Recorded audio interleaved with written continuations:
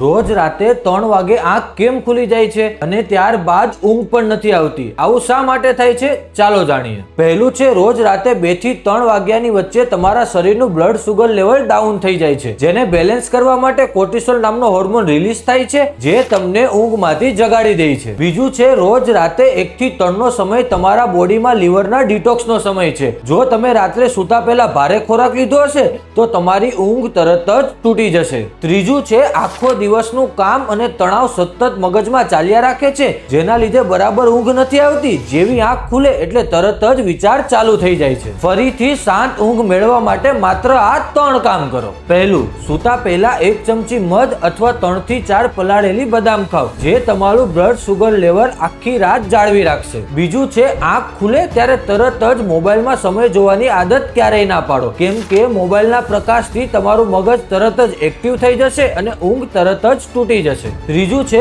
4-7-8 technique, એટલે કે 4 second સુધી શ્વાસ લો, 7 સેકન્ડ સુધી શ્વાસને રોકી રાખો અને 8 સેકન્ડ સુધી શ્વાસને ધીરે ધીરે મોઢેથી બહાર કાઢો. આનાથી તમારી નર્વસ સિસ્ટમ તરત જ શાંત થઈ જશે અને તરત જ ઊંઘ આવી જશે.